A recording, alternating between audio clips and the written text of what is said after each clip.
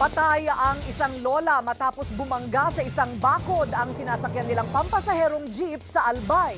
Sa Benguet, 3 ang patay nang mahulog naman sa isang bangin ang isang van at umabot naman sa 6 ang nasawi matapos mahulog din sa bangin ang isang dump truck sa Caranglan, Nueva Ecija. Nagpapatrol, Haris Julio.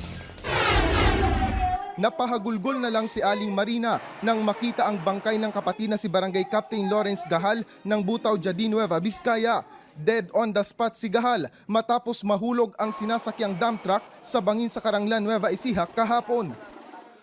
6 ang patay sa aksidente, sugatan naman ang 20 pang kabarangay. 3 beses umikot yung dump truck. Tapos pagtayo kong ganun, dugo na yung mga kasama ko. Yung una kong nakitang wala nang buhay, yung barangay captain namin. Sa investigasyon ng pulisya, nasa 28 ang sakay ng dump truck na karamihan ay mga babaeng miyembro ng grupong Alay Kapwa sa Jadi. Nag-overtake So, natagis niya, so nawala ng control. Iniwan ng tumakas na driver na kinilalang si Gilbert Alarcon ang minamanehong trailer truck. Sa Bocod, Benguet, nahulog sa may 100 talampakang lalim na bangin sa Sitio Libong Barangay Ambuklaw ang van na sinasakyan ng isang pamilya. Patay ang mag-asawang misyonary, pati ang kasama nilang si Zacarias Camora. 2 pa ang critical.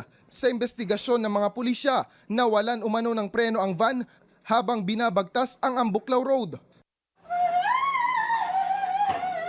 Sa Malipot, Albay, dead on arrival sa ospital ang 56 anyos na si Marieta Bigirias. Habang sugatan ang 20 pang pasahero matapos bumangga ang sinasakyan nilang jeep sa bakod ng isang paaralan.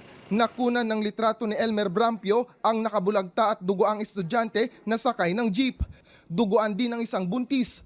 Agad sumuko sa Bacanay PNP ang driver ng jeep na si Michael Bermundo. Haris Julio, Patrol ng Pilipino.